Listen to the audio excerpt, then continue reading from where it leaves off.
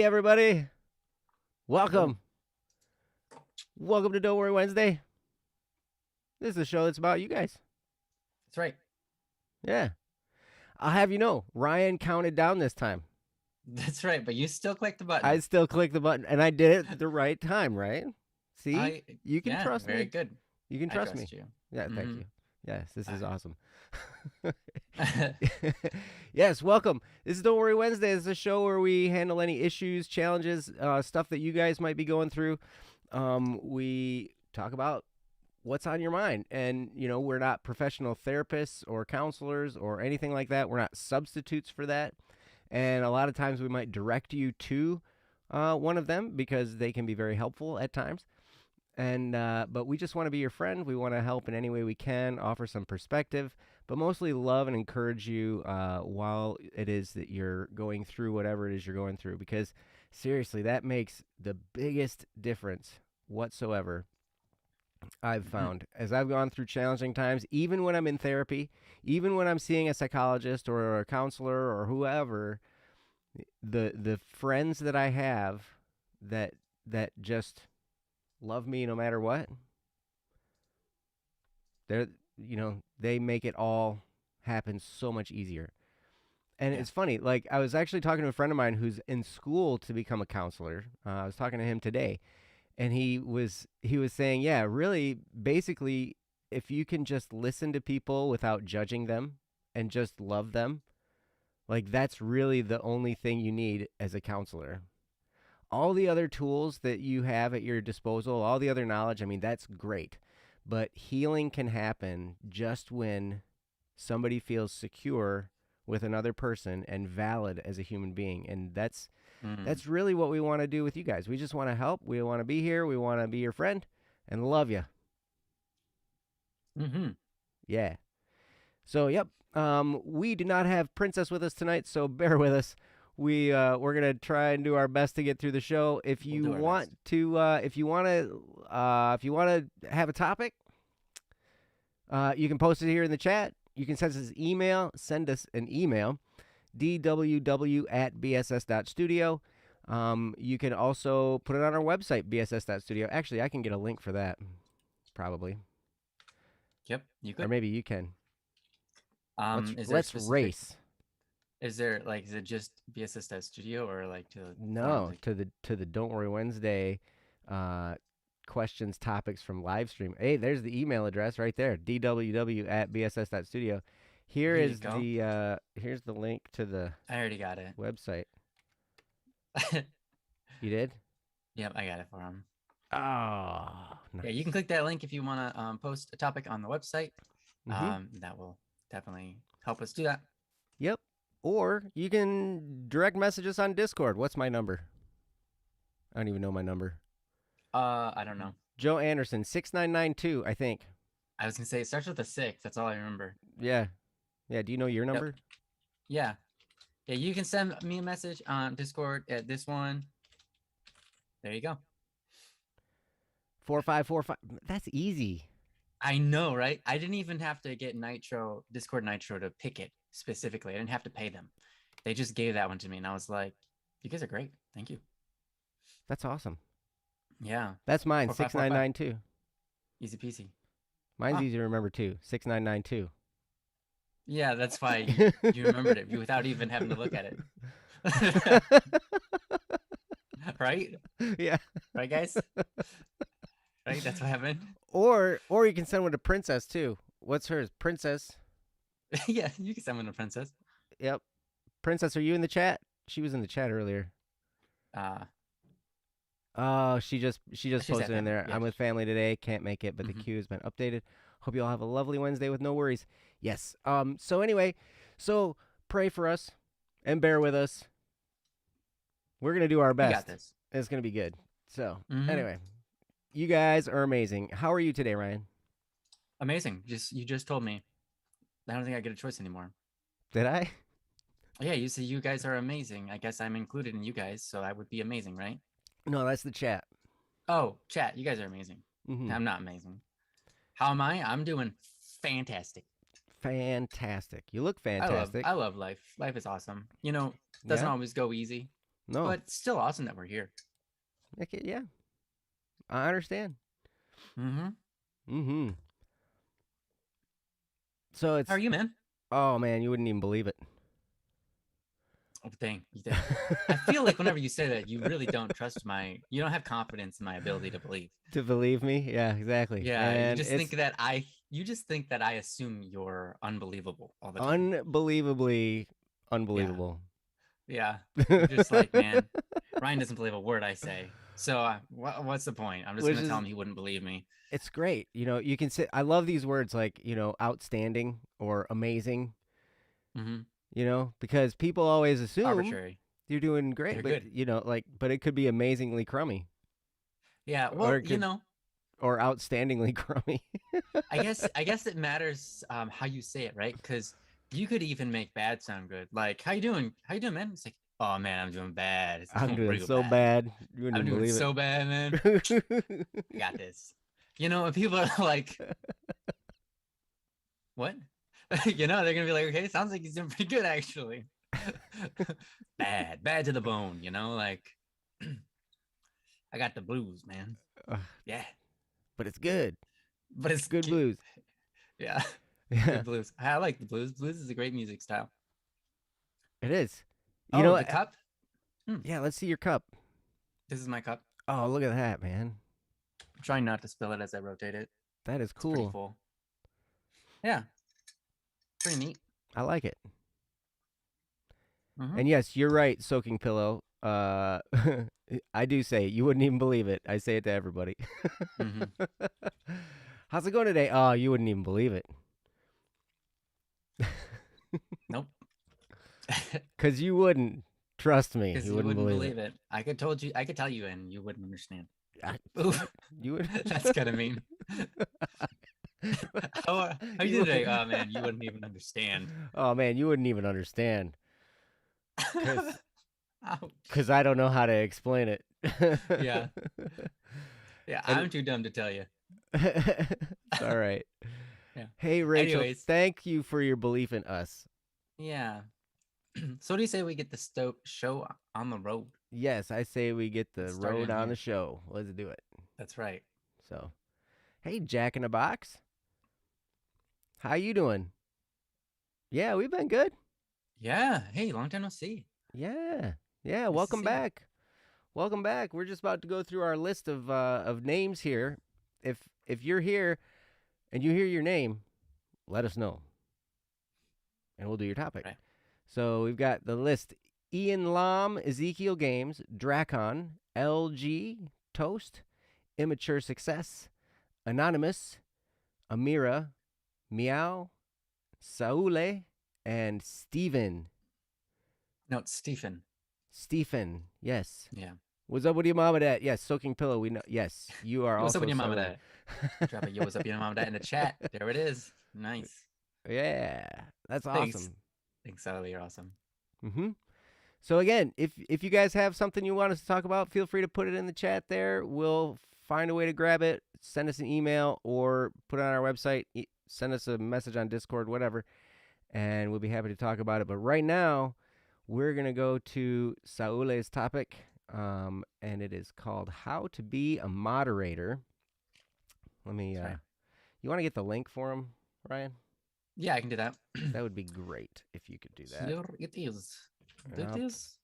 Yes. The link. Yes. And boom. Apparently, Princess had some advice on this one. So, if she's not here to give it, you'll have to ask her what her advice is, Sally. Yes. When you see her, Yes. or put it in the chat. Ask her what her advice is, because I know that she had something she wanted to say on the topic. Okay. So I will yeah, I'm gonna go ahead and read it. Thanks, I clicked Sally. the link. Awesome.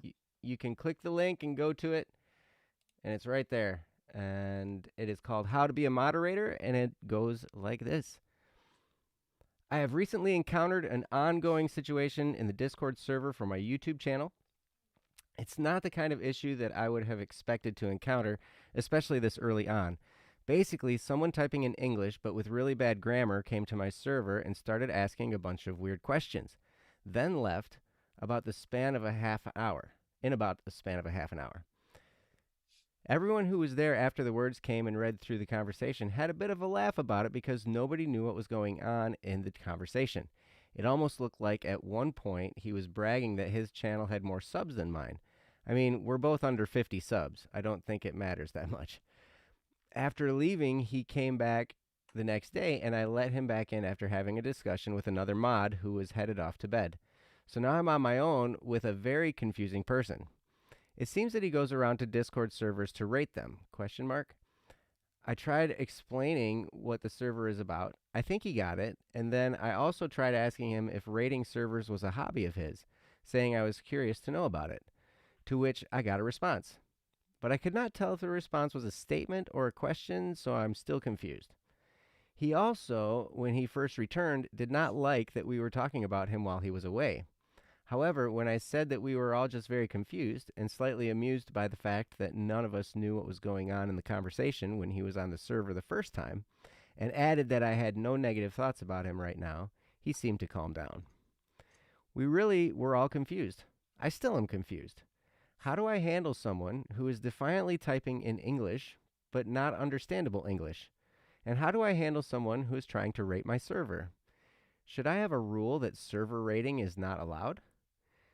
I am not a people person, but I am trying to learn how to deal with problems like this. But for now, I'm just very confused. I'm just a very confused, not people person. I know that you guys know a thing or two about people, and you probably have a bit more experience moderating a Discord server about. And this is just one situation. What are some other situations that I should be prepared for? Update. He seems to have liked us a bit more after talking with me last night. He said that we have XX, the number his channel has, subs now, making me think that he got a few people to sub to bring up my sub count to the same as his. I don't know if this is good or bad. Is there such a thing as a bad sub? As for right now, I'm thankful, but concerned. I apologize in advance for any grammar, structure, spelling errors. Thank you, Ryan, Joe, Princess, and chat. You are all awesome. From Saule. Yes. Nice. Thank you very much for the topic. This is an interesting one. I don't have any experience moderating a Discord server. I have some experience moderating a Minecraft server, but even that is fairly limited, and I defer a lot of things to Jesse. you know, and I ask him a lot of questions. I think one of the best things you can do. I know that some of the mods on the Static P Friends server, they have had very extensive experience dealing with all kinds of crazy situations, all kinds of crazy people. I check in there a fair amount, and see some of the uh, I have access to some of the conversations that they have, and sometimes there are just problem people that you have to handle, and sometimes you got to kick them. You give people warnings, whatever, but it doesn't sound like this person is really all that bad. Just maybe a bit confusing, maybe a bit confused, and that can be a little bit of a tough thing to navigate. So I'm going to go ahead and get out of Ryan's way, and because Ryan truly has a heart for people, even when he has a hard time understanding them, even when he has a hard time understanding what they're all about. Um, and but he really, honestly, he has this heart that sees someone as a child of God and understands them, to be infinitely valuable, regardless of what they might be saying or going through at any point in time. He's able to put that kind of as a secondary notion and focus on the person. And I really, really respect that. So I'm going to turn over to Ryan. Ryan, have at it. Well, thanks for saying that, Joe. I appreciate it. Well, I it's try true. to at least do that. Um, It's it's absolutely perfect at true. it. So yeah, I mean, I do have some experience with this. When I was shoot, when I was 16, I think, I got my first situation where I was a moderator. I was a moderator on a video game, and it wasn't a huge server, but there were like 400 or something people on there, and yeah, it was a fun time. And definitely it was almost like all day long you're trying to talk with people and solve their problems. Mm. And sometimes you have to get involved with drama, sometimes you don't. Sometimes you get to solve it, which is fun. Um, Sometimes you just look at it and go, no, yeah, it's up to you guys. I'm out. you know. Um, it was a very interesting thing.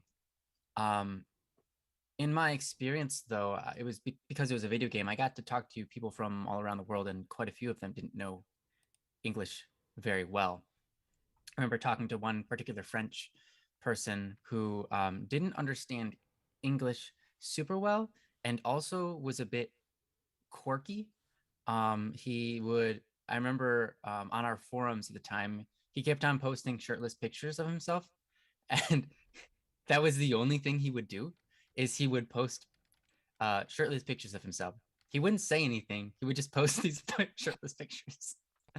And he had this lizard. It was really cool. And he like would show the lizard crawling on his body, and that was his picture. And it was just like, dude, you're weird. You're so weird. Like, but I was his friend. In fact, I the more I ended up talking to him, the more we became friends. I think it was first it was the approach of, hey, this is a human being. You know, they might be weird. They might not know English very well, but that doesn't mean we can't get along. You know, the point of communication is understanding each other. And Mhm. sometimes even in English, that's hard to do to each other, and we both know the language. Yeah, you might even Um, be in the same state. yeah, yeah, and you don't get what they're saying. They don't get what you're saying. Um, so it can be hard. But for people who are foreign and they don't speak English very well, I always just be patient with them, right? Be Mhm. patient with them. Try to get to understand, because eventually it's doable. I remember with this particular individual, a lot of people were bashing on them because their English was so broken that people didn't understand. People didn't have the patience to try to understand.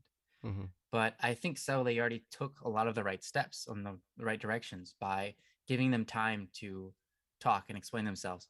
Understanding some people are just weird, some people are quirky, some people have different passions and interests. You know, just like you said, maybe this person goes around and rates people's servers. That's what they do. Or maybe they saw that you were, you know, this is kind of weird, but totally possible. Maybe they saw that your channel didn't have a ton of subscribers. So they're thinking, oh, they're like me, except for I'm a little bit better. So I'm going to go over there and, maybe give them a helping hand, or maybe just see what their channel or what the person's like. Maybe they Mhm. just felt comfortable doing that because they felt like you weren't intimidating um, on your channel or things like that. There's all sorts of different reasons people do things.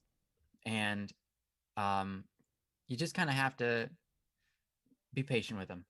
I think that's really, really what it comes down to a lot of times. If uh, you know, Even though you said you're not a very good people person, I think you already took all of the right steps. In fact, it's kind of shows in your update. You said it seems like he's taken a liking to you guys, and he might have asked some people to come over and sub to you and that sort of thing. So yeah, it's all right to be concerned.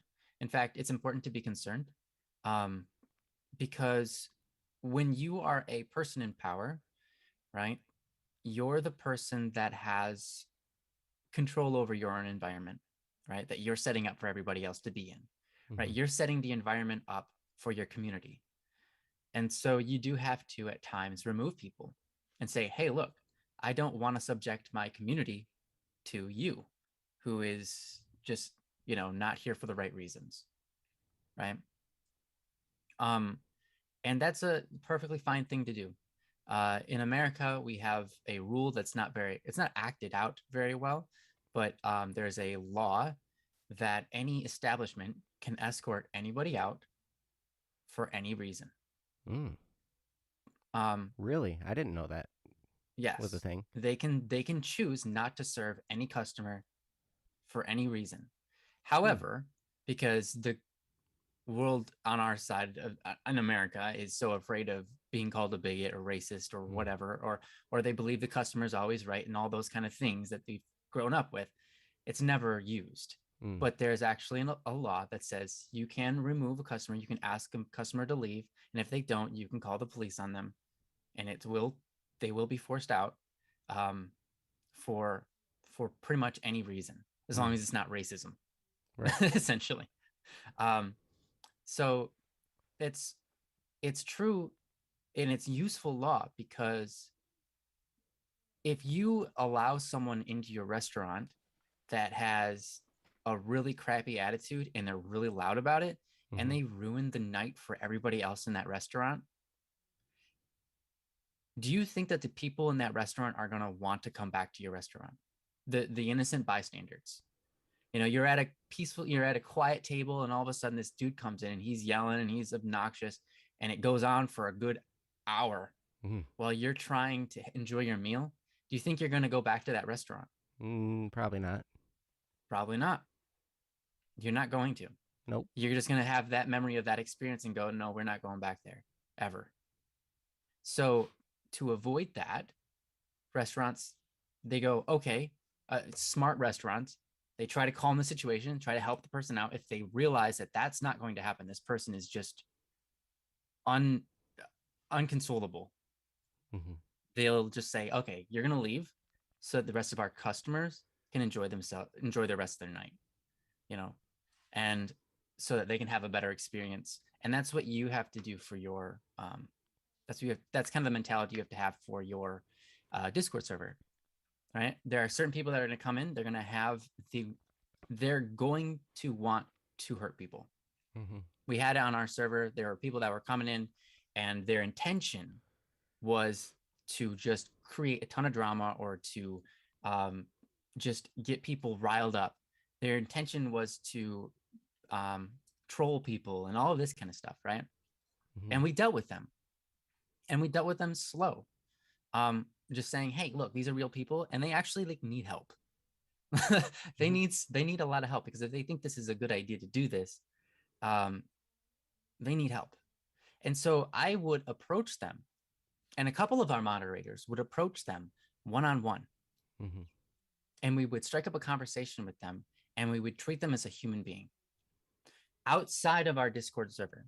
So we would not engage them on the Discord server. We would engage them in a one on one outside of the server so that it was just no one could see it. They didn't feel pressure to act out with a sense of like trollingness and all that kind of stuff. They didn't need to be that way. Right. And we were pulling them aside in just a one on one conversation and talking to them like real people. And we would establish a relationship with them. And through that, we would come to know this person is hurting a lot inside, Mm-hmm. right? They have a lot of problems that they're trying to get through.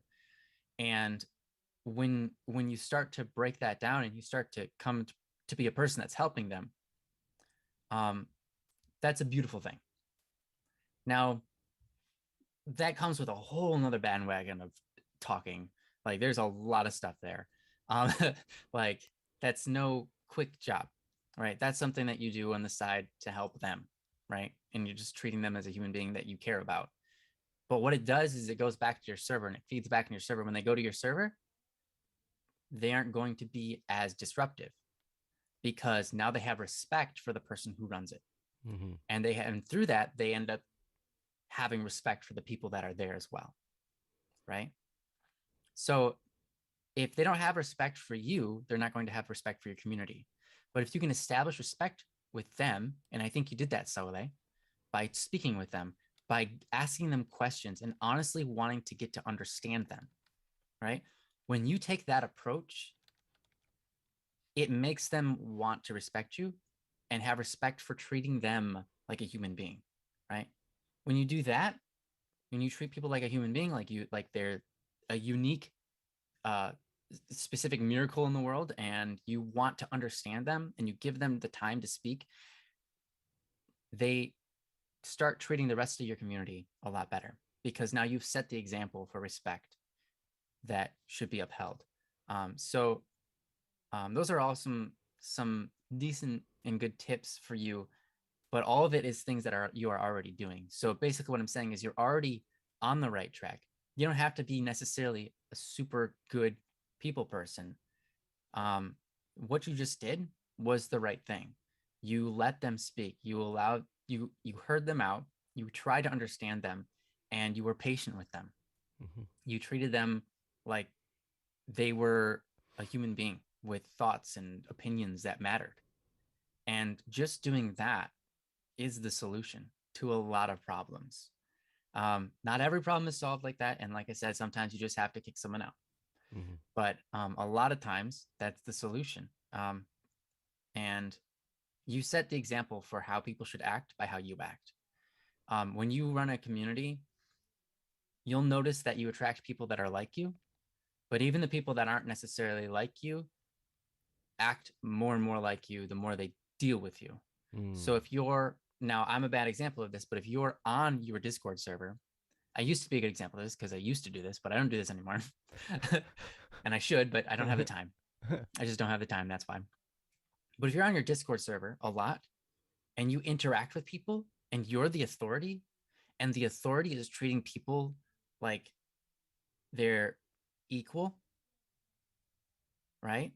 That sets a tone for your Discord channel or any community that is really, really solid and helps the community grow and thrive and strengthen each other.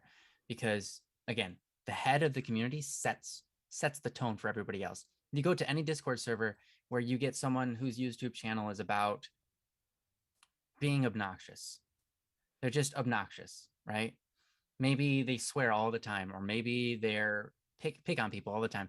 You go to those Discord servers, you'll immediately find people like that person because that person sets the tone for the community and they all basically act like that, you know? But if you act with charity and kindness and as if other people are equal to you, you act humble, right?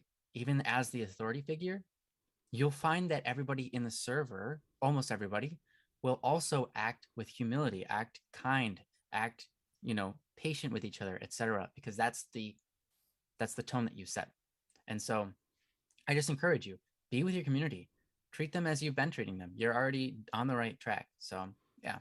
I know I talked for quite a while on that, but I hope it made sense. And yeah, I'm gonna give it over to you, Joe. See what you've got to say. Yeah, as I said before, I don't moderate a Discord server, so my knowledge as far as that is a bit limited. There's a couple principles though that are in play, and Ryan touched on them. One thing to always remember: hurting people hurt people. So if you see somebody that's coming into your server and causing a bunch of commotion, like Ryan was talking about, they're disruptive, or they're trolling people or whatever, you can count on that somehow they are hurting inside. That person that is going around trolling people, they are hurting.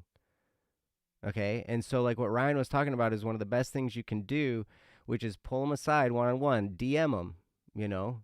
So, don't do this in a general chat or anything, you Yeah. know. And it might be good, even as you're having some of these conversations where you're trying to get to know this person and understand them, to do those in DMs as well, because that way, the conversation it doesn't show up. And if this person had felt like they were being made fun of, at some point in time, it might make it even a little bit more sensitive. So as you're getting to know these people, to use DMs would be a really, really good option. So, but that's one thing, is to remember that if somebody's causing a problem, then but they're probably hurting. Okay, most like in fact, I would say all the time, because when somebody's hurting another person, it's because they are themselves hurting as well. And then another thing to remember too, it's really easy in Discord or in any chat anywhere. We see lines of text, and it's easy to forget that that's a person that has a perspective of their own, that has challenges of their own, that has time constraints of their own, that has a life of their own, and it's not the same as yours. And it's really easy to lose sight of that. And one of the things that I always have to try and remind myself is that as I'm interacting in a Discord server, or I'm interacting in DMs or whatever, I have to remember this is a person. This is somebody who's got stuff going on. Because we all have stuff going on. Even if we're sitting around doing nothing, there's stuff going on in our head. There's stuff going on in our lives. Maybe we ate a bad burrito. No such thing, man. All burritos are good. No such thing. Even the rotten burritos are good, man. Oh, Yep. okay. Yeah, hey, Terry, you are right. Terry says, honestly, sometimes people are just mean. You're absolutely right. Some people are just mean. I guarantee they're hurting. I guarantee inside there's something that's bothering them. Well, okay, almost guarantee. Or there's some kind of messed up thing. I learned recently about some interesting psychological phenomena. Is it multiple? Phenomenon multiple. Phenomena. I think it's phenomena, but I think it's plural and singular. Yeah. Anyway, so there are 3 psychological conditions that are not curable: sociopaths, psychopaths, and narcissists. They're treatable, but they're not curable. And what's going on there is, like, sometimes people just, there's part of their brain that's not necessarily functioning like it should be. And so, sometimes you might run into somebody who is kind of in that area. So they've got something going on, and you can do your best, but sometimes there's no reasoning with them. And so at that point, like Ryan was talking about, for the sake of your entire group, sometimes you have to rid yourself of the one that's causing the disruption constantly. Now, I really like what Ryan was talking about, that they did it slowly, they did it patiently, they did it one-on-one, where they were trying. I'm trying to understand what's going on here, trying to get to the bottom of the situation. And with that patient approach and giving people, lots of chances, eventually, sometimes you still have to let somebody go. Now, I've been on multiplayer games with my kids in Minecraft before. It's kind of hilarious, actually, because these will be like their friends from school, right? Mm-hmm. And they'll just kick them as soon as they join. They're like, I don't want to play with them today. And just as soon as they're in the world, just kick them out. Oh my gosh. Like, I would what? never do that. That's crazy. Why are you kicking them? He's like, because I don't want to play them. I'll see them tomorrow. Wow. All right. All right. So that's cool. But yeah, so you're on the right track, Sauli, where you're trying to understand this guy, and rather than just getting upset, you're admittedly saying, "Hey, I'm just confused here. I'm not sure exactly what to make of this whole thing." And you're approaching it the right way. I saw your thing there. Okay, I'll do this stuff in DMs in the future. I did it in general this time. Yeah, and it depends. I mean, you can gauge it. Some things might be appropriate for general. Some things might be good to share with the whole group and have the whole group weigh in. And maybe offer some advice and stuff like that. But depending on the sensitivity of the situation, you might consider doing it in DMs. Another thing, I think that I'll just use the Static P Friends server as an example. There are a lot of good mods in there. Senna comes to mind. Yeah. Princess. Haley, Barrow. There's some great mods, and you can. I'm sure if you reached out to any of them, they'd be happy to share stories, to share advice, to share, quirky little things that maybe you never ever would have ever even thought that might happen, because they've experienced a lot of stuff. Your server's been up for how long? I don't The know, Static P Friends server? years. There's a lot of people in it. Yeah. A lot of people in it. And yeah, so I would not hesitate to reach out to any of them and just say, "Hey, I'm running a server now, and I'm kind of new to this. I'm getting my feet wet. Do you have anything that you might offer for advice on how to moderate?" And some of them might be, cutthroat. Hmm. Yeah, different people have different So, ways about them. yep, absolutely. And it's true. While you want to be gracious, you also need to be firm and assertive for the entirety of the group, right? To protect that culture. But I think what the thing that I like what Ryan said the most was when he was in there and he was like the authority figure. He treated everybody with respect. He treated everyone as equal. He treated everyone like a person. And that sets the culture. It totally does. And a lot of times the culture will then kind of run your server for you. Hmm. You might get an outlier here and there, a new person who comes in trying to troll or trying to do some kind of funky thing or whatever. But if you set the culture will run your server. And so you, as the owner of the server, will set the tone, right? I mean, when you interact with people, they're going to see that, hey, you're the guy who owns it, or you're the admin, or what, right? And if you treat them with respect and you treat them as people and treat them as equal and are respectful, they will turn around and have that same tone with others. From there, you'll probably find some great mods that can Hmm. help you and that would be happy to kind of help oversee things. So then, you know, you can do that. Now, as far as all the technical stuff that it takes to mod a server, I have no clue. I look at how people look people up, and look up their history, look up all that kind of stuff before they let them in and all. I'm just like, whoa, that's pretty wild. I mean, I could learn it if I took the time to, probably, but I guess I just don't have the time or the Hmm. ability to, spend the time doing that. Maybe there'll come a day when I'm running a Discord server. Who knows?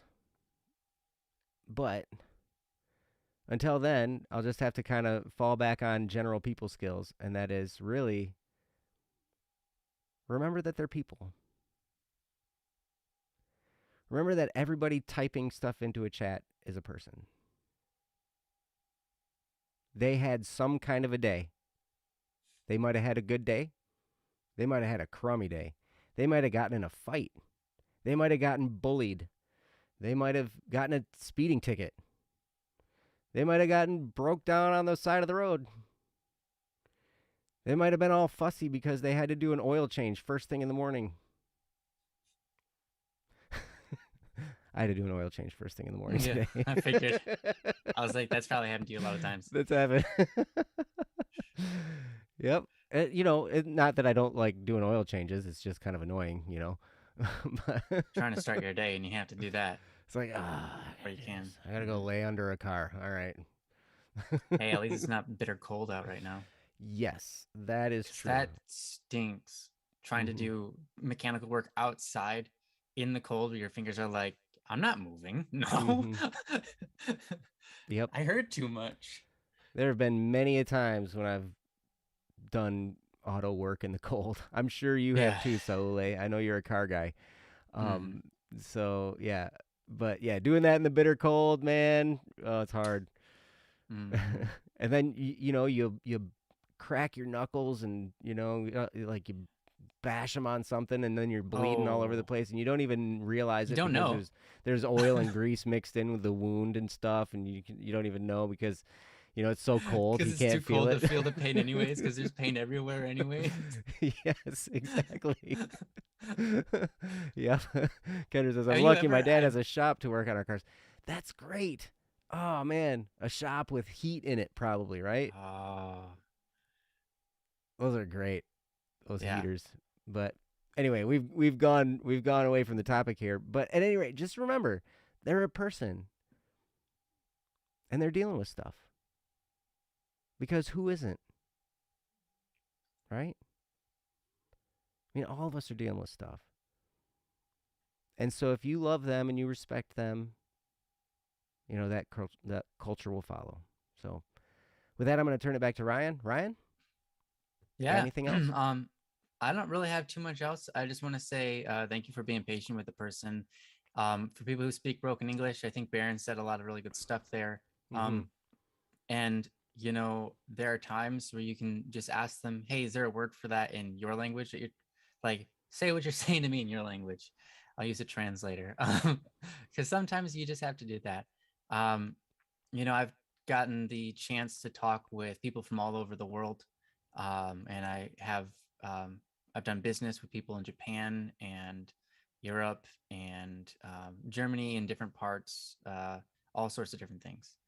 Um, and speaking to people when you have a language barrier, is a very interesting thing, but it's solvable. You just have to be patient and you have to be willing to try. And Sally, I think you're already doing a great job. So if you don't understand what they're saying, just be honest. If it seems like something that's important to them and they're saying something and it looks like it's important to them and you don't get it, saying, "Hey, I don't understand that, could you say it a different way?" is way better, is way, way, way more important than just laughing it off or passing it on, or not understanding to move the conversation along. Mm. Because here's the thing: if you ask them, like, "Hey, I didn't understand that, could you say it in a different way?" Immediately what hits their mind is, "Oh my gosh, they're they want to know what I'm saying. They're actually trying to understand me, even Mm-hmm. though there's this language barrier. They're interested in me and the things that I'm trying to tell them. They're just going to pass it off like everybody else." Because I'll tell you, 99% of the world, I don't know if that's not statistical, but it's pretty close, just goes, "Oh, I didn't understand what they said, but I also really don't care what they said, so ha ha ha ha ha, yeah, probably, all right, all right, anyways, see you later." They just Right. like, "Yeah, I didn't understand that, I'm just gonna laugh." They were probably telling a joke or something. I see that they're smiling and they're just going to pretend like they understand. But you Mm-hmm. saying, "Hey, I actually don't understand you, but I want to," tells them that they matter. And that is huge. That is Mm-hmm. huge. Um, so if you can do that for people, give them the time and understanding, like, "Hey, look, I understand that. Could you say it a different way?" It makes them feel super special. And it sounds like you might have done that for this individual. So yeah, that's some good stuff right there. Mm-hmm. But anyways, that's what I got. Yeah. Cool. And I commend you, Saule, as well. I commend you for taking on this task of having your own Discord server and running it and everything. That's, man, it's awesome. Yes, he says, I tried to do that. Not sure how well I did. Yeah, well, Hey, you I know what? it's it seems like it was working. I mean, this person is still there and they're not causing a ruckus, right? They're just being themselves. Yeah, it seems like it's working. Mm-hmm. Here's another thing, Saule. You've been on many, many streams that I've been on, and I love that, and I've loved being able to get to know you over the time that I've been doing some of this stuff, and it's great. Oh, he seems to have started doing the normal stuff Awesome. that the server's about now, so I'm happy about that. That's great. Way to go. Um, so yeah, and that's the culture, right? Hmm. The culture does that. But here's the thing. So you're an engineering major, correct? if I'm like mechanical engineering, something like that. If I Sounds remember right. correctly. So I know that your mind is detailed. I know that you're a detailed person, and I know that yes, mechanical engineering. So most of the time, probably more times than not, to in order to understand all that type of complex stuff, you have a very detail oriented mind. Now here's the thing: detail oriented minded people like things to be done right and done perfectly. I know I'm one of them. I'm very detail oriented and I'm very precise. And I hate screwing up. But you know what? You're gonna. I promise. In your journey, you're gonna screw up. And it's okay. Because that's how we learn, right? So I know, man. Anytime that I have messed things up, I was always dejected, right? Until this guy Robert Rome Hmm. and his personality profiles guy, I remember right? him. He He's he great. he did this talk, right? And he was talking about my personality type and being all like this and whatever, but and his personality type was like polar opposites, and he's like, "So I made a mistake. Oh well." Yeah. And I just remember him being, "Oh well," and I'm like, why can't I be like that? Anytime I make a mistake, I beat myself up for like 2 weeks, and I sit there and like I get all depressed and it's horrible. But that really stuck with me where I was like, hey, I made a mistake. Big deal. And sometimes you get to know people where they get really mad at you if you make any kind of mistake. And then you start to learn that everything you do is a mistake. And then so then you're just like, oh, well, I guess whatever I do it doesn't matter. Right? Yeah, there are people like that. There are people. So, yeah. But anyway, learn to let your mistakes slide off your back. Because especially when you're dealing with people, people are a moving target. An engine, a computer, machines, stuff like that, there's a certain way they work. And if it's not done correctly, they don't work right. But all you have to do then is align everything correctly, and then it's going to work right. People aren't like that. People are unpredictable. They're emotional. They're all kinds of complexities in there, right? Hmm. And sometimes you're just not going to get through to somebody. And that's okay. They're still a person and they're still valuable. And I respect you a lot. And so, yeah, my last little parting comment is be okay when you make a mistake because you're going to expect it. It's okay. Learn from it, move forward. You're going to, it's going to be just fine. So I'm proud of you, man. Keep it up. So, and thanks Yeah. for the topic. That's awesome. Yeah.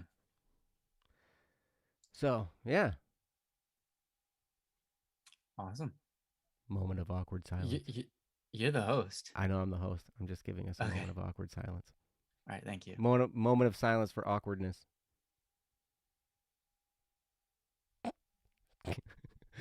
Because Ryan's always like, embrace the awkward. I love it. I know. I know you do. Just make it awkward, man. Make It's it the best thing you can awkward. do. Yes. Hey, thank you for sending us the topic. That's awesome. So, yeah, if you guys have a topic for us, you can put it in the chat. You can send us an email, dww@bss.studio. You can put it on our website, bss.studio. You can send us a message on Discord. All of that fun, happy stuff. That's right. You gotta embrace the awkwardness and pursue boredom. Yes. Yeah. That's the one that you said the other day. Pursue boredom. Pursue boredom. Pursue boredom. That's Yes. like wow. I learned And a then new embrace one. the awkwardness. I learned a new one from my therapist. Oh yeah? Yep. and this might not necessarily work for everybody, Mm. but when you're struggling with depression, depression is frozen anger, right? And so one of my Mm. assignments was cultivate anger Wow. in order to express it. In a good way.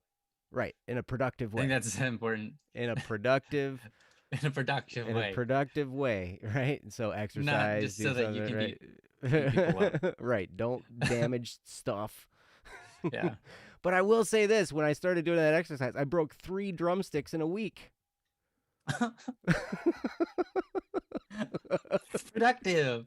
That's super productive, That's Joe. productive for Amazon Prime sending me drumsticks. Yeah, and well, and you're practicing your drums, which is good. That's also very productive. Hmm. Yeah. But yeah. So anyway, I'm gonna go down the list. I'm gonna see if anybody is here. I should put a what's the Done. You yeah, just put that's done right. there. Done. Boom. All right. I'm gonna go through the list. If you hear your name, give us a shout and let us know you're here, and we'll do your topic. So we've got Ian Lam, Ezekiel Games, Dracon, LG, Toast, Immature Success, Anonymous, Amira, Meow, and Stephen. And oh, Steve, Stephen just appeared. he just appeared. Dude, how did you Perfect know this? timing. This guy, Yeah, wow. I'll tell you what. This guy's got the best timing. I hope you don't. I hope you don't feel. I hope you're not offended if I tell people this, Stephen.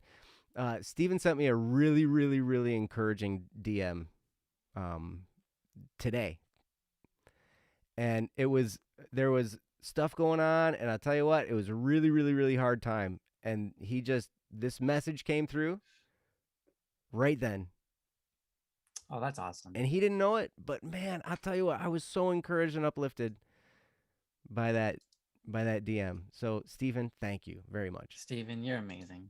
And Thanks, that man. goes out to anybody. If anybody wants to DM me encouraging stuff on Discord, If anyone wants to tell me I'm go awesome, for it.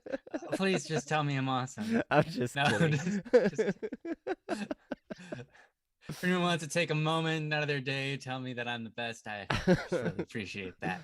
Yep. Excuse me. But But no, anyway, yeah, yep. seems awesome. So that was really awesome. So yeah. But yeah, we've got a topic from Stephen called "A World Run by Empathy," and let's see. I like that already. I like it too. So let's see. We're gonna get it all set up here. You got the link there, Ryan? We're Uh-huh. working. Oh yeah, We're I can send working. it. We're working Yeah. without Princess today, so we're doing the best we can. はい、どうぞ。リンクはチャットにです。Hmm? The link's in the chat. Oh, okay, perfect. Perfect. All right, there it is. I'm gonna click it. Make sure it's legit. Oh yeah, you better. I did. Hey, there it is. A World Run by Empathy from Stephen. And you can click the link and go there and read along as I read it aloud. And it goes like this. Sweden has an interesting crime and law system where a lot of the criminals actually go to like special schools and stuff to learn about their mistakes and to help with certain mental illness. It's probably more complicated than that, but that's how I remember it. So, Also, note apologies if I'm referring to another country. I just remember my family telling me about it, and if I do remember correct, it is Sweden that has this system, though I could be wrong, so please do correct me if I am. Anyways, I bring this up because to me, it always kind of felt and seemed to be, in some way, an empathetic way of dealing with criminals and crime. It also seemed to be the most effective since Sweden has the lowest crime rate with like 16% or something. It got me thinking, why not all countries deal with crime like this? I don't think that's realistic since the world is barely unanimous on how to run countries and stuff, but it gave the idea to me of what if the world and its people were all empathetic to one another. This isn't realistic in any shape or form, but I think it's a fun idea. Imagine being in a world where everyone cared about one another and could empathize with each other. I think it sounds cool, And while there would be probably be some kind of disadvantage to it, like all things really, I'm curious on what you guys think. What the good, bad, and other things to this world might be. Everyone could think of it in numerous amount of ways, and I thought it would be a cool topic to discuss. So have fun, guys. From Hmm. Stephen. So yes, thank you for the topic, Stephen. And yes, this would be very, very interesting if everybody had empathy. I mentioned the three non-curable mental psychological conditions that are out there, and narcissism is one of them. So being a narcissist, they the thing that defines that condition is that the area of their brain that controls empathy is dormant. So like they are incapable of having empathy, which is very interesting, and it must be really really tough because Hmm. then they don't feel for other people, right? And and if you've been burned by a narcissist, it hurts. But yeah, like yes. Oh, same with sociopaths too, huh? So, and maybe even for psychopaths, maybe it's just expressed a little bit differently. But yeah, but it's really weird. My counselor was like, yeah, for a narcissist, that area of their brain, like on scans and stuff, it just is dark. It doesn't light up like the other Hmm. areas of the brain. It's dark. And so there are people out there that are actually incapable of feeling empathy, and that's pretty sad. But I like the idea. If we could be more empathetic, what would be? I'll tell you one thing: our political spectrum would be a lot different because I think nations are mostly run by narcissists. I'm fairly convinced. Oh man. Wow. All of them, both sides, all sides. Oh man. But in order to go that far, and a lot of times people that are entrepreneurs, people that have built big companies, a lot of times they don't have a lot of empathy either because they're like, I got to run this company, cuts got to be made where they got to go, boom. And it doesn't matter. People don't matter. What matters is the bottom line. We got to make this thing successful. And the interesting thing is, even though that might seem like a really cold and calloused way to do things, which I guess it is, in a way, it provides a lot of opportunity for a lot of people for jobs. Even they might not be treated all that well at the job, but they have the ability to earn an income, right? Because somebody they made those hard decisions and built that company, and so now that company provides opportunity for a lot of people. There's all kinds of things, but I think you're right. I think we could use a little bit more empathy in this world. And I'm really interested to see what Ryan has to say. So, Ryan, I'm turning it to you. Yeah, just right off the bat, I'm also interested to see what Chad has to say. So if you guys want to, Hmm. you know, say stuff. Um, I can see that both Baron and Rachel and Terry are interested in the topic. I think that's great. Mm-hmm. Stephen, thanks for applying a topic rather than um, I guess they're always topics, but a problem or whatever. I think Mm-hmm. that this is fun. So thanks, Stephen. You're awesome. Anybody else who has a topic like this, feel free. Um, because at some point during the show, we might not have a topic. So if anyone thinks of a topic, feel free to share. Or if you guys are struggling with anything, maybe you just had a recent pass in a family, or someone's not listening to you because your daughter is not behaving, or your son, or whoever, and you're just like trying to get them straight. How do you make them listen? Any topic you want. But anyhow, Ask Ryan for parenting advice. He's got yes, excessive. because I have done so much parenting You've got with my 2, 3, many, many 4, nieces 5, and nephews. 6, 7, 8, 0 children that I have. Um, Yeah, but you've taken care of your nieces and yes, I nephews, have. and I yes, it used to be until recently nieces and nephew. yes, and Now now it's it's actually nieces and nieces and nephews. nephews, which is cool. Yeah. Mm-hmm. Anyhow, yeah, my brother's got 6 children. Um, Way to go him Mm-hmm. and his wife. Yes, Um, they but are. anyways, Boom. That's wow. yeah. Continuing on to the topic. Stephen, I believe you said Sweden has this. I have heard this similar. I also know Norway has a very unique crime system as well, where they're very empathetic towards their criminals, and they have a very low crime rate because of it. I think there is something to that, and I will 100% agree. If you treat people like people, they're more bound to act like good people. Mm-hmm. If you treat people like criminals, they're more likely to act like criminals. Mm-hmm. Why? Because if you don't respect them, why should they respect you? Mm-hmm. I mean, bottom line, if you talk to someone as if you don't respect them, they're not going to act. They're going to act in a way that would resemble a criminal, someone who doesn't have respect for another person's belongings or well-being, right? Mm-hmm. That's ultimately what criminals are, right? People who don't have respect for another person's well-being or belongings or time or whatever, right? Mm-hmm. Um, no, obviously it goes beyond that, but that's a really, really neat way to sum them all up. So I think that if we could have more empathy, sure. Um, I think if we could have more respect, or we could treat people like people, that would be awesome. You know, there's this interesting thing I remember learning in school. I remember going through school, and in high school, it became this.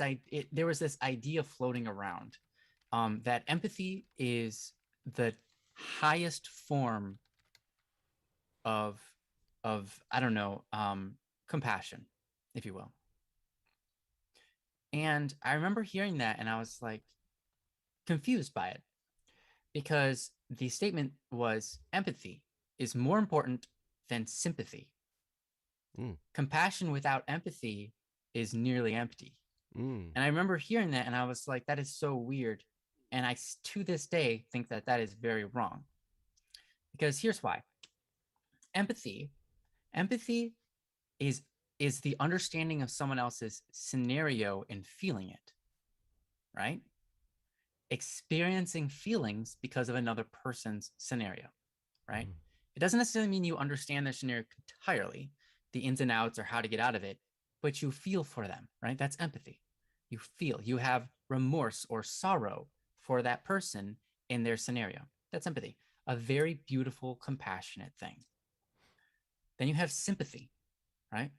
Sympathy is understanding a person's scenario, like logically understanding it, understanding how they feel, not feeling it yourself, but understanding how they feel and why they feel that way is sympathy.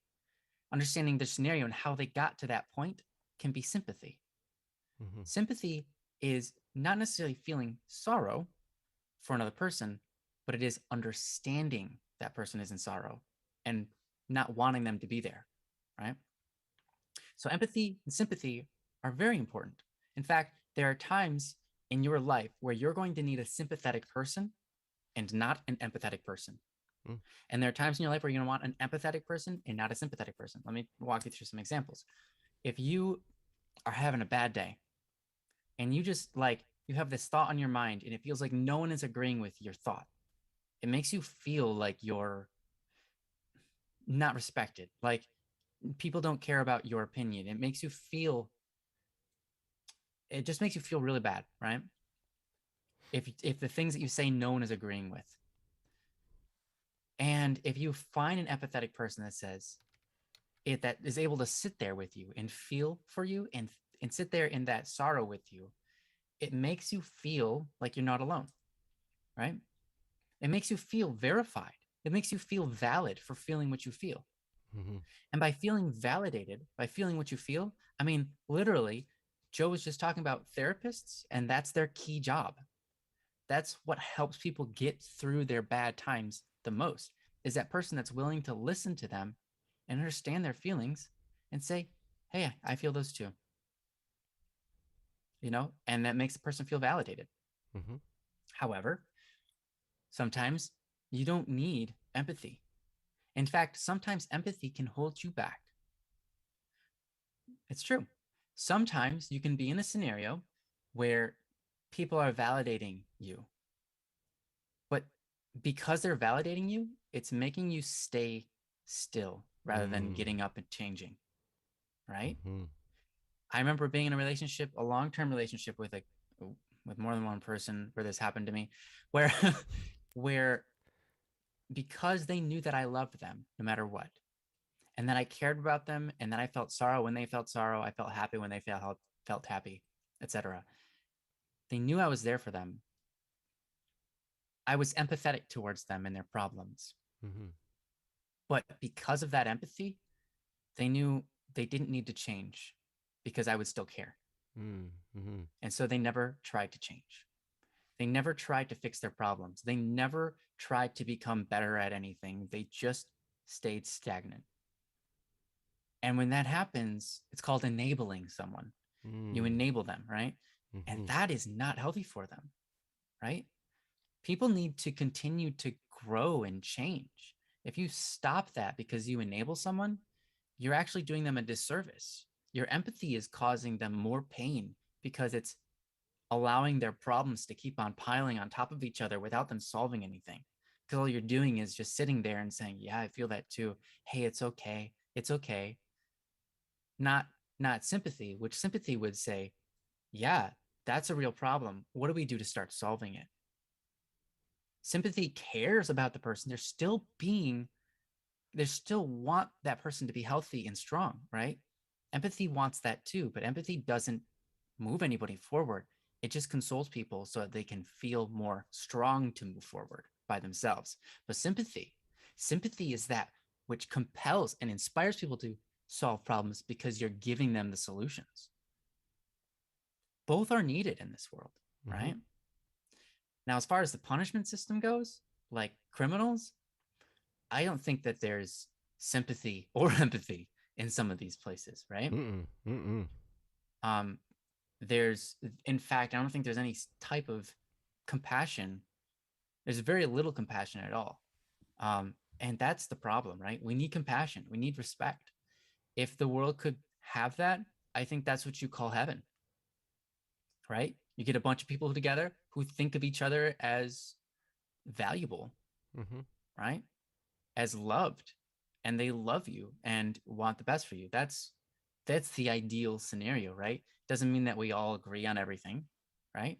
But it means that we are all wanting the best for each other, right? That's love. And that's what I think most people would think, like, oh yeah, that'd have to be heaven, right? Um, so if a world had more empathy, I think that empathy in this world is already, and to some degree, overemphasized. And I don't mean to counter your argument. I think your argument is not necessarily just empathy. Your argument is for compassion in general, um, because the people in Sweden, they're not just being empathetic; they're being sympathetic too, right? They're giving solutions. Mm-hmm. They're trying to walk them through a scenario that actually helps them to grow and improve, Yes. right? So that's a combination right there. But I think the world has too much empathy without sympathy sometimes. Um, we get into political environments in America, which is which people are manipulated by the media or by the press or by anybody by pulling people's emotions. And that's empathy. They say, look at this person, this sorrowful person, blah, blah, blah, blah, blah. And then they try to pull you in some political with their political agenda by making you feel sad or feel outraged at the other party, right? I mean, that happens a ton. You have Democrats versus Republicans, and one side will say this thing to make you angry at the other party. That's technically empathy because you feel what they feel. You feel Mm-hmm. angry towards the other party. That's technically empathy, right? Mm-hmm. Empathy is understanding and feeling the other person's emotions. So if I'm angry and you get angry along with me, that's empathy. And empathy can destroy things, for sure. Empathy can destroy a nation. You become too empathetic and just get pulled with your emotions this way and that way and this way and that way. And you can hardly stand for anything because everyone's got sorrow, everyone's got problems, Mm-hmm. and you're just going to listen to the loudest one. I Mm-hmm. mean, really, that's a lot of times where the way our political system is run is who's the loudest, we'll follow them because that's who's the loudest. And that's the one who makes me feel the most. Right. And the quiet one never gets heard. So, yeah. So it's really interesting the way empathy runs a nation.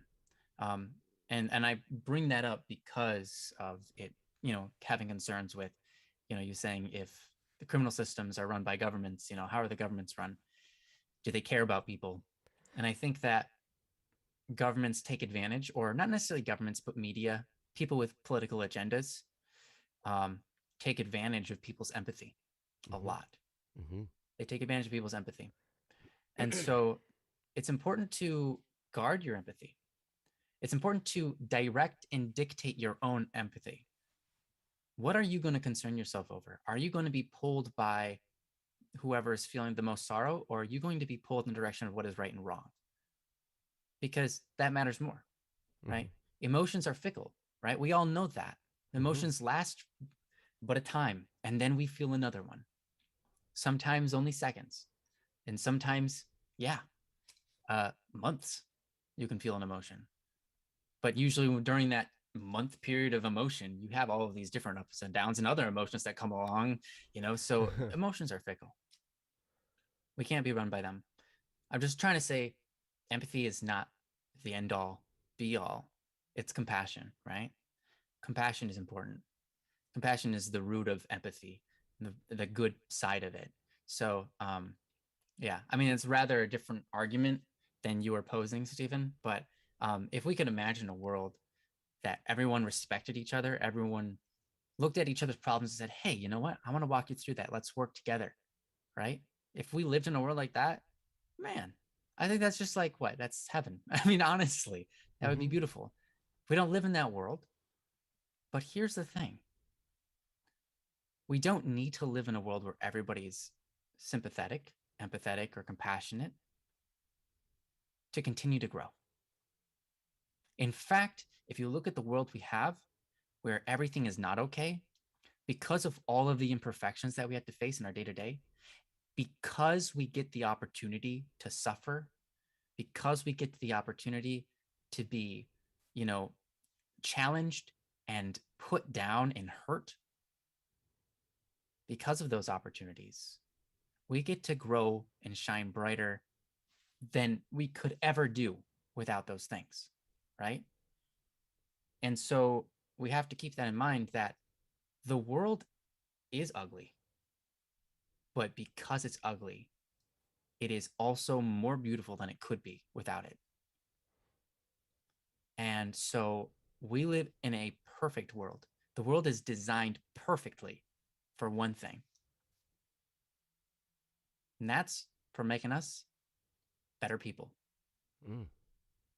Because if there was no challenge, if there was no strife, if there was no hardship, if there was no suffering, how do you prove love without suffering? You Mm. can't. Mm-hmm. You can't show how much you love someone until you are willing to die for them, or not necessarily die, but even just do things you don't want to do. Mm-hmm. Like, hey, I'm willing to do this for you because I don't want to do it, but I love you. You know, you suffer. Without that, there is no love. And so we have to be grateful that the world is so broken, because by the magnitude it is broken, many, many times that it is beautiful and made good and and just capable of beauty and capable of growth, um, and and refinement and all that kind of stuff. So, anyways, I'm gonna get over to Joe. Talk for quite a while. I'm interested to see what he's got to say about the topic. You might have said it all. Oh shoot! Oh well. Thanks, guys. I'm just Have a kidding. good evening. No. No, this is great. I've been looking through the chat. You guys have had some great stuff to say. Awesome. Empathy is a beautiful gift, but I found it does have its downside. Rachel said that. Terry, although just because some people don't feel empathy doesn't mean that they aren't nice. I have a friend who feels Mm-hmm. guilt but struggles with empathy. Yep. Absolutely.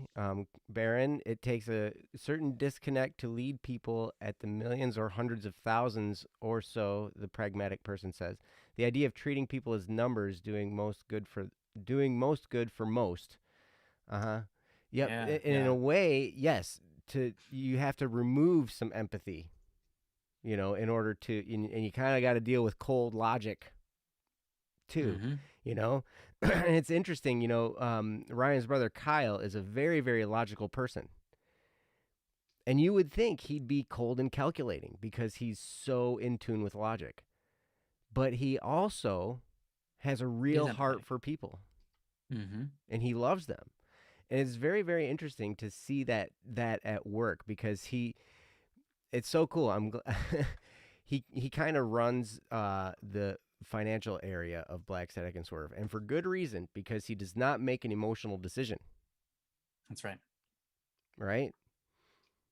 And when you make a expensive emotional decision, it You can get it can be expensive bad. emotional You problems. get expensive emotional problems. Yes. But so yeah, you're absolutely right. um but empathy does usually cause people to be nicer. Gabriel says Mm-hmm. too much empathy can also be a problem. I know personally I've struggled with not being able to help myself because I'd always put others' needs or problems before my own. Mm. And that's a really good point. I love that because sometimes we have to help ourselves in order to help others. Mm. You know, if we're off track completely in some area, we're not going to be all that helpful to other people. That's true. That's true. It's like the when you go fly on an airplane and they're like, doing a little demonstration at the front where they get the masks that fall from the ceiling and everything and they're always like, if you're with a child, secure your mask first and then secure the mask on the child. That's right. And that's a really, really good point because, if if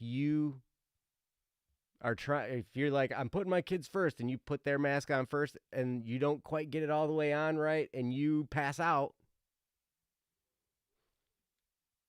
then both of you are gone, Yeah. right? And I know that rescue swimmers have dealt with the same thing where they've got to, people are panicking in the water because they're freaking out and someone's trying to go in and rescue them or whatever. And they're like, they jump up behind them and grab a hold of them and they're like trying to float on them. Mm. And I've heard sometimes, you got to just sock them in the face, get them off you. Because if they drowned you, you're not going to be helpful for anybody, Yeah. you know? And so there does come a point where you have to help yourself in order to be the best you can be to help other people. And I love that sentiment because if we're all just putting other people before us, it's a great sentiment. It really is. And it makes us seem like a heartfelt person and that's great. But if we do that all at the expense of ourselves and then there's nothing left of us to give, then we're not good for anybody anymore, right? Or Right. we're at least not as good as we could be for everybody. I love the line, selflessness is not the virtue, Mm. right? Don't be selfish and don't be selfless. Charity is the virtue. Mm-hmm. And charity gives from what you have. If you don't if you don't have anything, don't be selfless. Selfless is just, yeah, self-destruction Yeah, for someone else's good. Yeah. that's absolutely true. That's absolutely true. So thank you, Gabriel. And let's see. I know there was some other. It's hard to learn that it's okay to establish boundaries and be empathetic with yourself as well. Absolutely. Sometimes we do have to set boundaries, especially when we're dealing with people who don't have empathy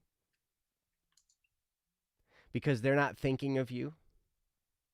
They're not thinking of your best interests, right?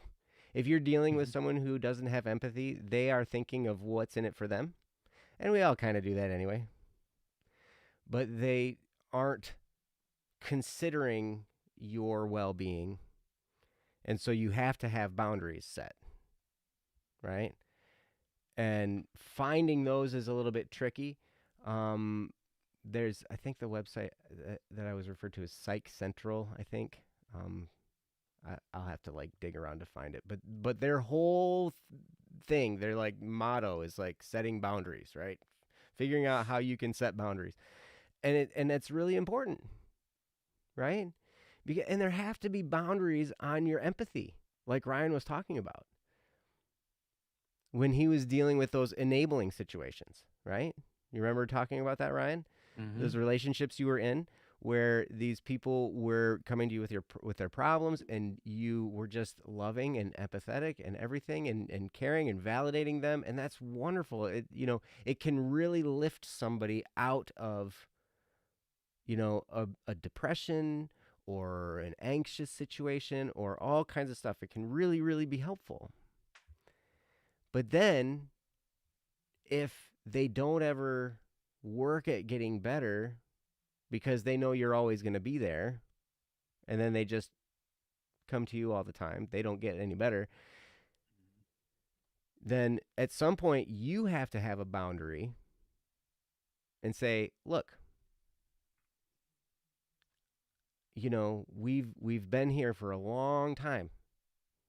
There are things you can do to make this better. Do you want this to be better? You know? You're gonna have to keep on coming to me every stinking day. No, Mm-hmm. no.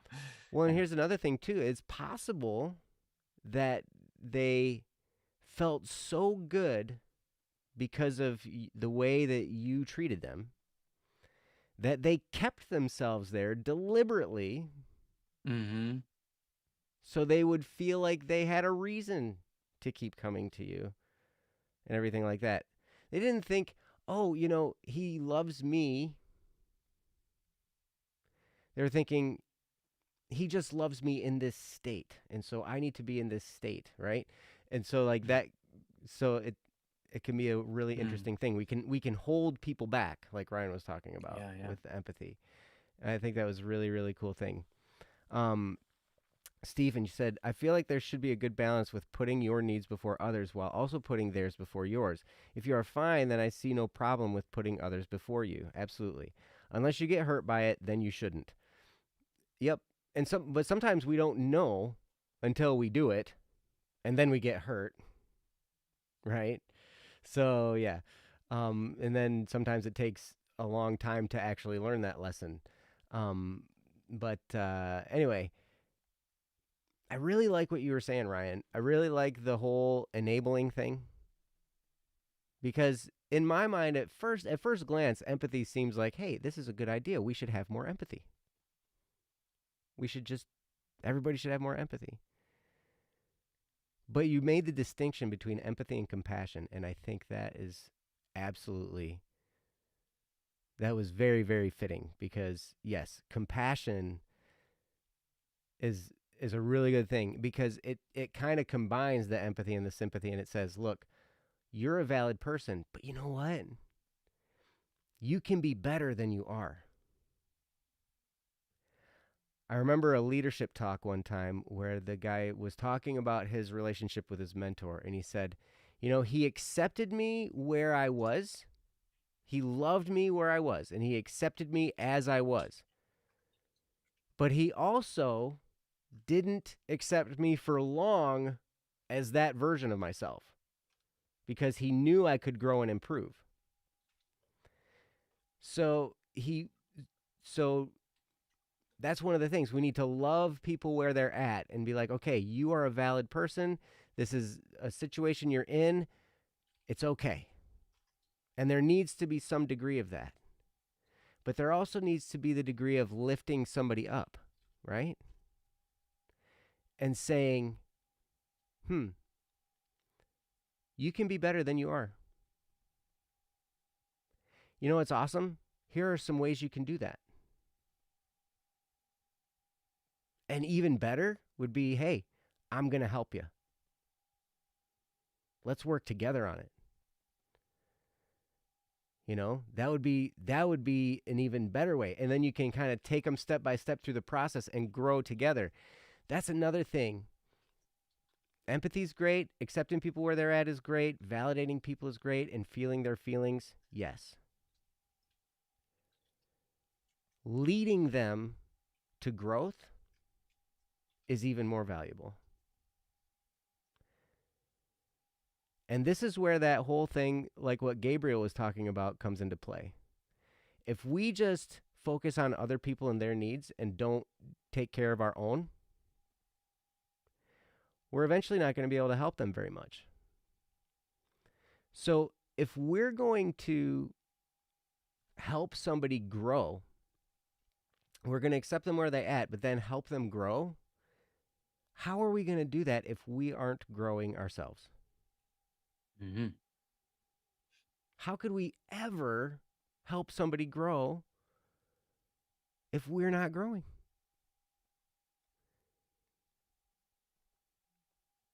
I heard a quote. I can't hear what you say because I'm too busy watching what you do. We can have all kinds of platitudes and talk about all kinds of stuff. But eventually, what are you doing? I have to say that to myself. What the heck am I doing? Oh, yeah, I got to do that all the time. What am I even doing right now? What the heck am I doing? What am I doing? Right? It's like, whoa, what the heck, I can talk all this wisdom. I can quote all these books. I can quote all these talks that I've heard, all these speakers. Mm-hmm. And they're great. But you know what? If I'm not taking action and doing things in my own life to grow or to fix things or to build something or whatever, then how am I going to help anybody around me grow? And that convicts me. That thought convicts me. Yeah, that's a hard truth. I love it. Mm-hmm. Yep. So I think you're right, Stephen. I think empathy would be a great thing if we had more of it. I think, as far as the correctional system in the United States, it's a revolving door. Right? People go to jail.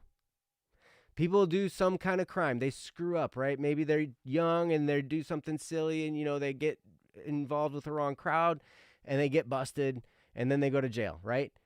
Well, when they're in jail, who are they hanging out with? Criminals.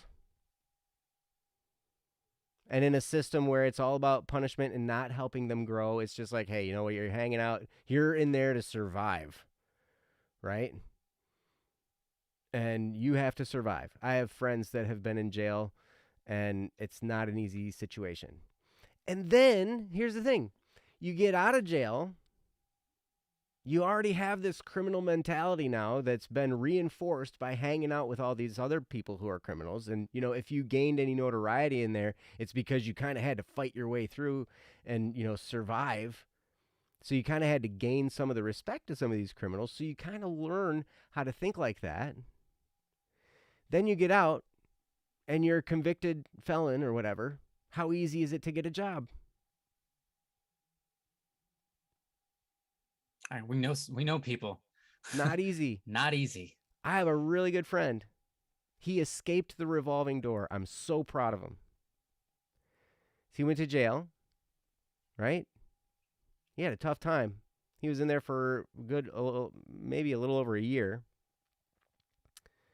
It was tough. It was hard.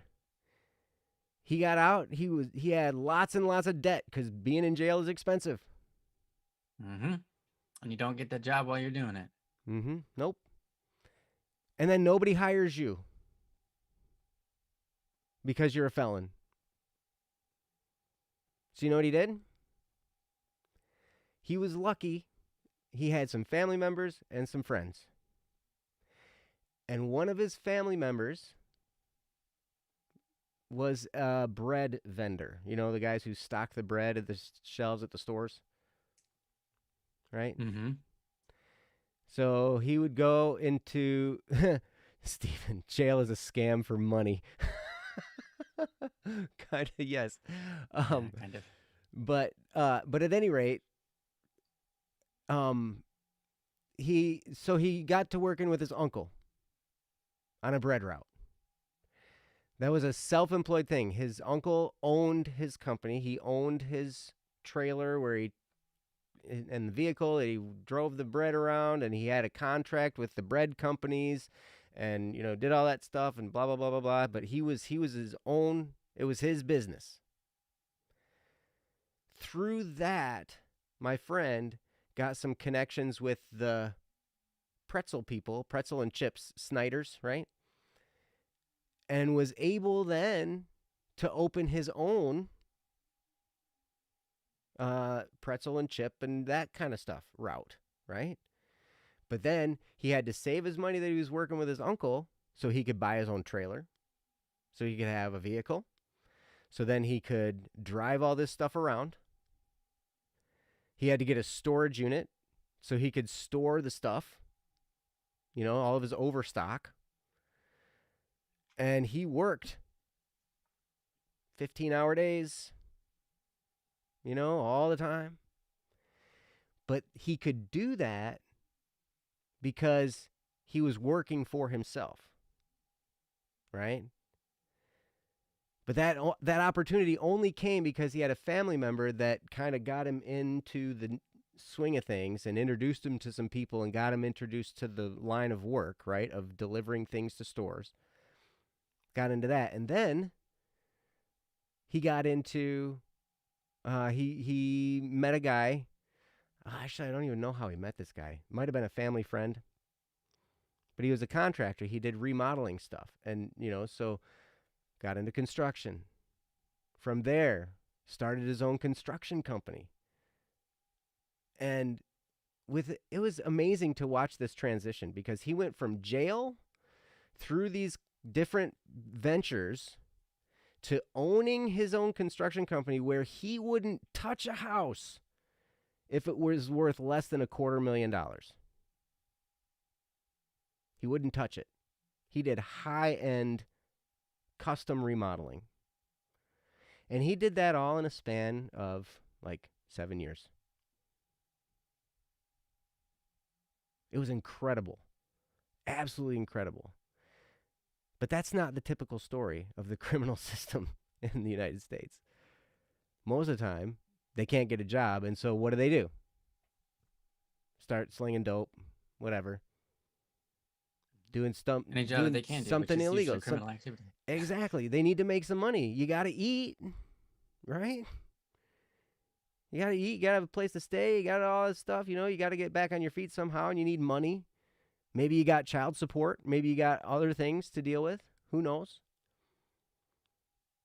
But then they do something illegal because, hey, criminals can do illegal stuff just fine, right?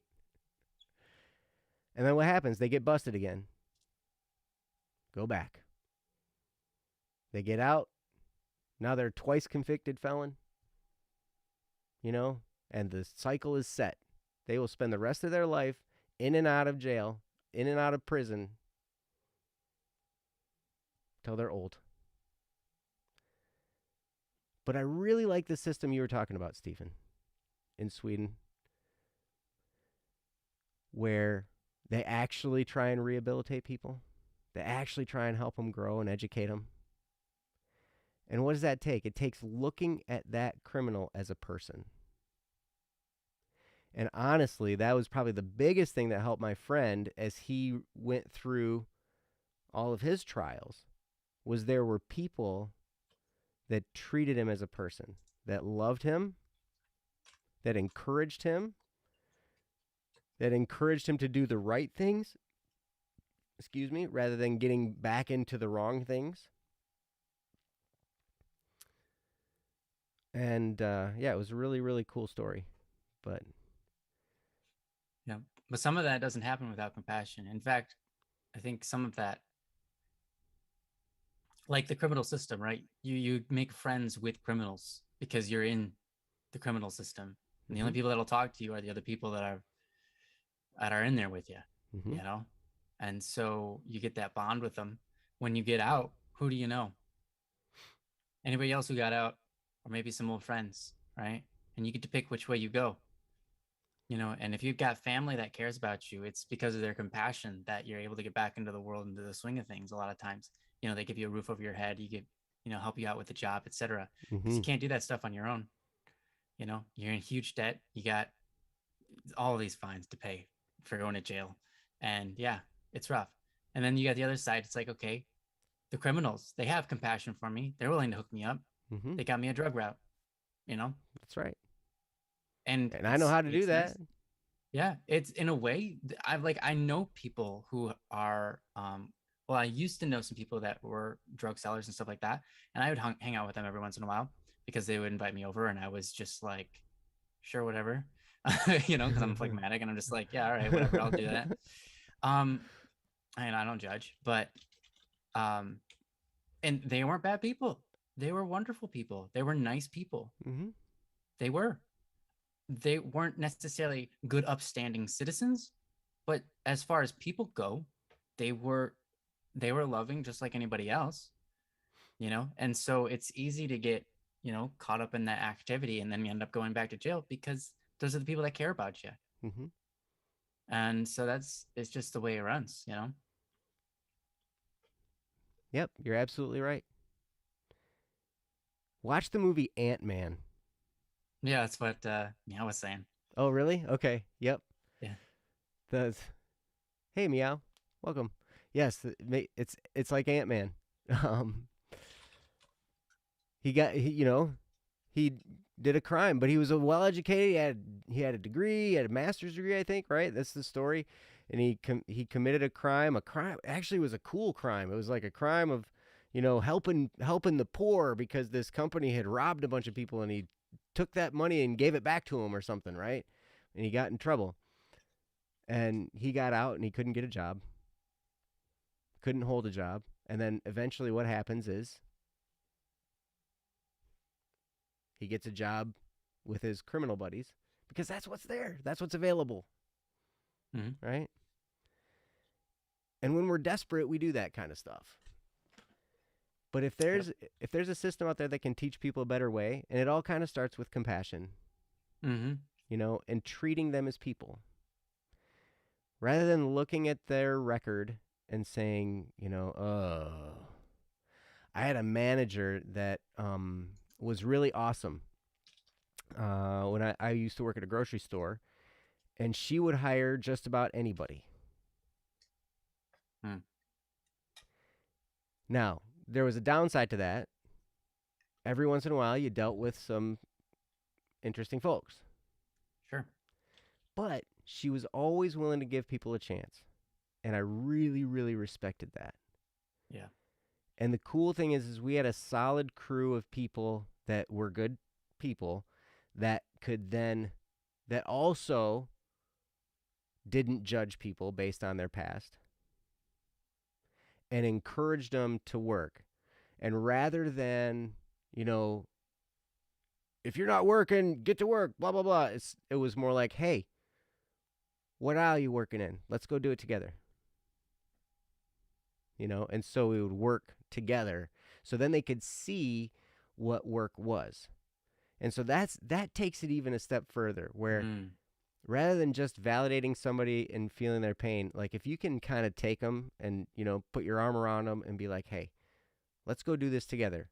I'll show you. Let's, here's a shovel. Here's my shovel. Let's dig this hole together. Right? I think that's pretty cool. But anyway, now I've talked for a while. Ryan, say, Yeah, say no, what you're something. just saying is really really really important. Um, when it comes to relationships, you're dealing, this goes to the last topic too. You're dealing with a relationship with someone and you're trying to help them, right? It could be a criminal, it could be just a, you know, upstanding individual. They're having a relationship problem or they're having a, problem with anything, you know, and you're trying to help them. When you're trying to help them grow or get over something or to be better at something, a lot of times any advice you're going to give will do nothing for them. Um, because I mean, people just they tend not to follow through with, because there's no emotional reason or you know, they don't feel compelled to listen and do what you ask of them. um the best thing you can do for someone is invite them along the way for the adventure. Hmm.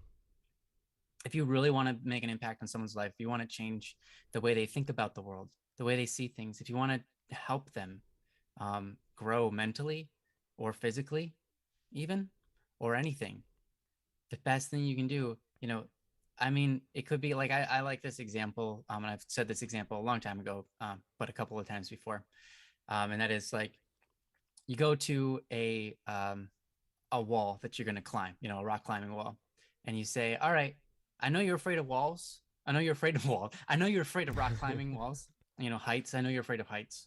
So I'm not asking you to climb this wall for me. I'm just here, and you're gonna help me because I'm gonna climb this wall. And they'll be like, do I have to climb it? No, you don't have to climb it. Could you hold on? I'm just gonna start. Hey, could you pass me that rope? All right, cool, thanks. All right. And you strap yourself in, you start climbing up a little bit. You're like, okay, you need to pass me that hook down there so I can hook it into the wall over here. And they'll be like, okay. And so you kind of bend down, you grab it, and you get it from, and then you start climbing a little bit. And then you say, hey, could you grab me that hook now? And they'll look at it and be like, yeah, but you're kind of high up now. And you're like, you literally have to take 2 steps up here. If you fall, like, you're not even gonna get hurt. Just hand me the hook. And they'll be like, all right, fine. They see you doing it, they can't help but be inspired because you're including them on the adventure. When you go through an adventure with somebody, it's way more impactful and way more inspiring and way more helpful than if you tell them what they need to do or show them what they need to do without involving them.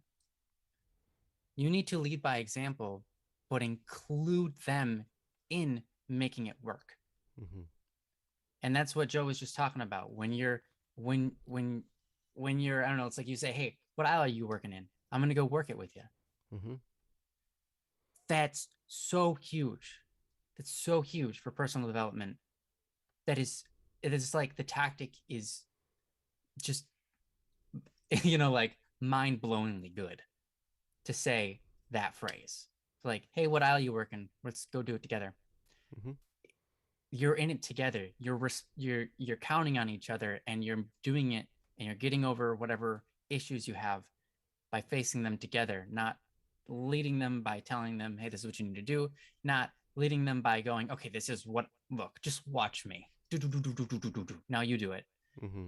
No, both of those are helpful, but they aren't the best. The best way is to make an adventure with both of you, Mm-hmm. and it can be any kind of adventure. Mm-hmm. Um, but if you involve them and you start relying on them and counting on them, it makes them feel like they're respected, like you're counting on them because you are, and that they're validated and their opinion matters and all of that, because you are physically and mentally relying on them to get through the journey. And that makes them feel important. And that makes them feel like they're capable. Mm-hmm. If you can trust that they're going to help you and they start to help you, they see it in themselves and they go, you know what? Maybe I am capable of this. Maybe I am reliable. Maybe I'm not some kind of screw up, you know? Maybe I can do this. I'm doing it right now. And that's really how you impact people and moving forward. So I love the systems they have in Sweden, if that's the case, right? To bring it back around to what Stephen was talking about, Mm-hmm. that's taking their hand and guiding them through a system. Now, could there be improvements to their system? Probably. Sure. Are there drawbacks? There probably are. I don't know the system personally. There probably are drawbacks. But the point is that compassion, that willing to go through the time to help someone is huge. And it really shows in the criminal rates, right? You get a lot less criminals because there's a lot less people going through that revolving door, as Joe was talking about. Mm-hmm. You got a lot less association with criminals, between criminals, because they're all in part of a system that isn't guided by criminals or just punishment. It's a system where people are working to grow you out of the system.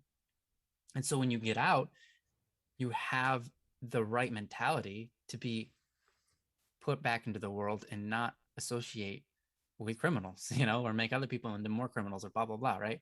You don't create a revolving door, or inviting other people into the door. So, anyways, yeah, that's what I got.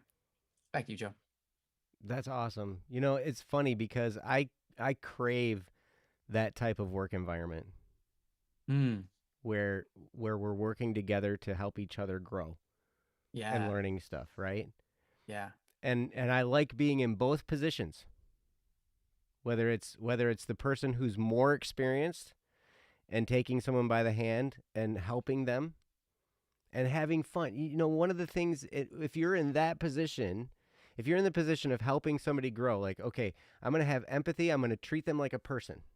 I'm going to validate them. If they're struggling, I'm going to understand that they're struggling. It's okay. I remember I had a friend who was helping me understand some aspects of business, and one of the things that he would always say was, "Oh, it's a piece of cake. Mm. Piece of cake." And he was one of the nicest guys you'd ever meet, and he's very, very successful.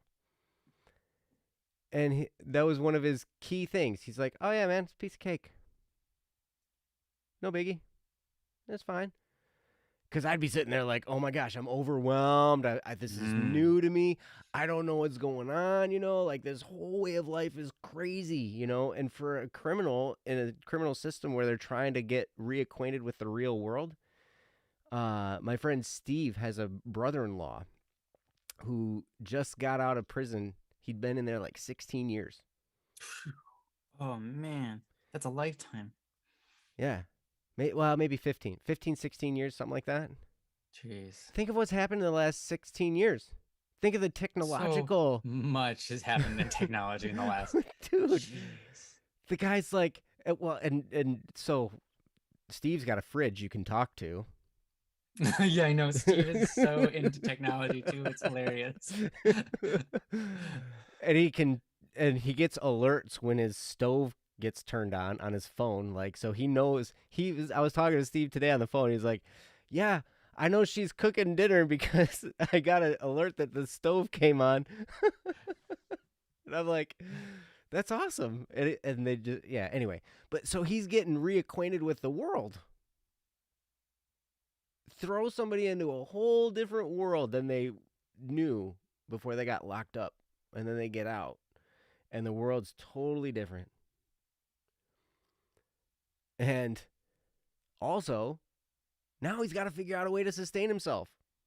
He's got to figure out how to have a job in this world that's changed that much. Mm-hmm. Can you imagine? That's got to be messed up. And so to have a little compassion for that guy is appropriate, right? You got to kind of understand where they're coming from. Now, I like being in the position of there, and I also like being in the position of the subordinate where I'm learning this stuff. I was in that position with my father-in-law when he was running his business, and he was very good, but I also, I let him know. I'm like, look, dude, I'm going to ask questions because I don't want to do stuff wrong. And you know me, I work hard and I work fast because I like to get things done. So, if I'm doing something wrong, you need to tell me. Because what that means is I'm going to get a lot of stuff done really fast wrong. Yeah, I like And that then we're though. going to have to go back and fix it. So if you see me doing something wrong, please tell me. But I also do this with Jesse, right? Jesse, our IT person at Black Static and Swerve. We did a Minecraft update. Those of you on the Bedrock server, we did a Minecraft update recently. And man, I messed that thing up. Nice.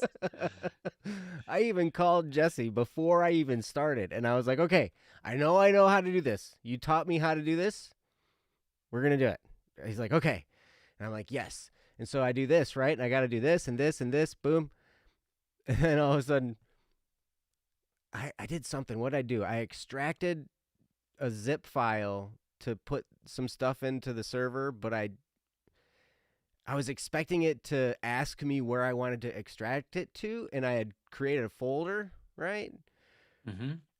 And but it didn't do that. It just extracted it to the whole main thing, Mm, all over. So it just spit it out all over the place. And then we're like, yeah. and then Jesse's like, "Oh, that's no problem. You made a backup." I'm like, "No, I didn't." Nice. And he was like, "Oh yeah, you always gotta make a backup." I'm like, "Yes, I know. Always. Always make a Always make a backup." backup.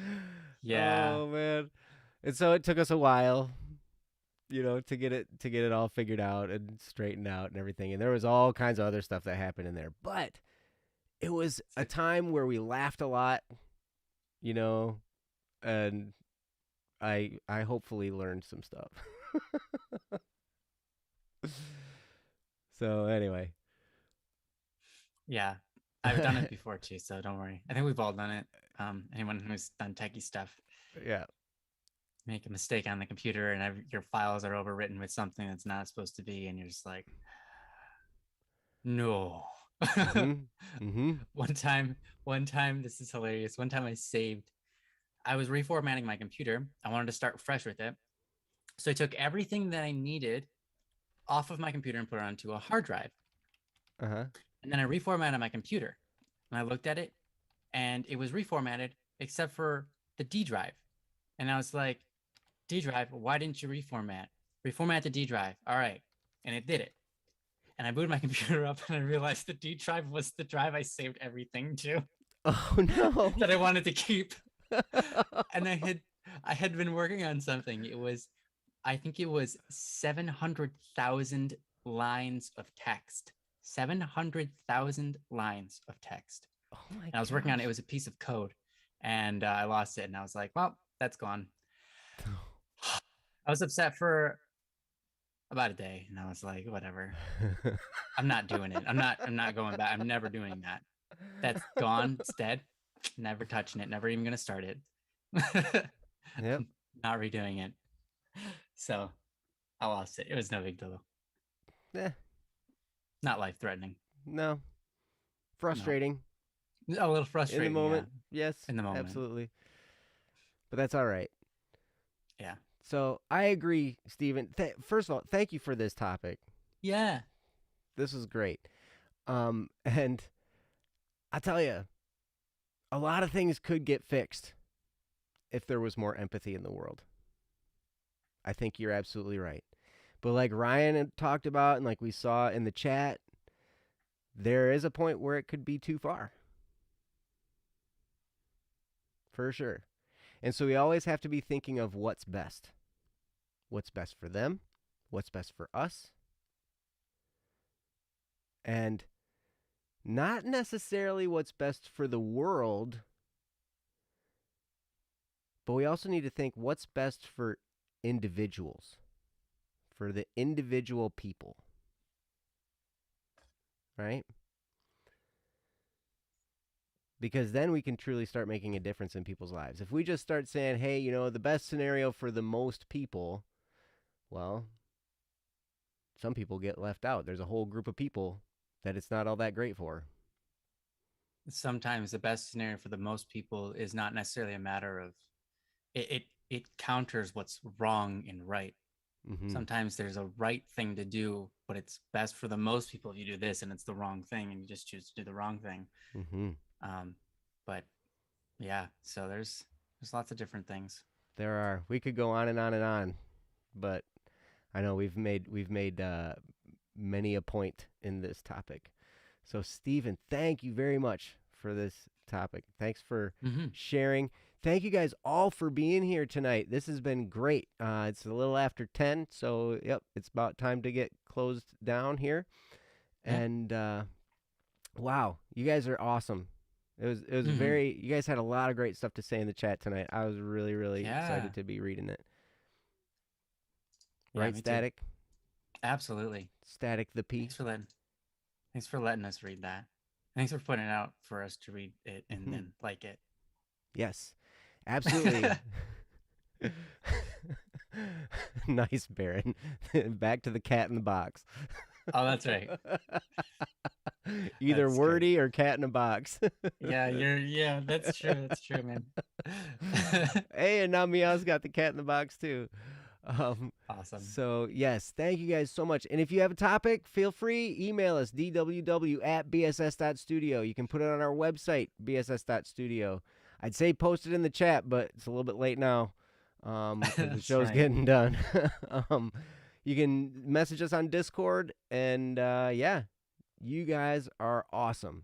Thank you guys for being Hmm. here. We couldn't do this show without you, and yeah, thank you. So Thank you guys. You're all amazing. We love you. See we you love later. you. We'll see you Bye next bye. week on Don't Worry Wednesday. See you guys. That's right. Peace.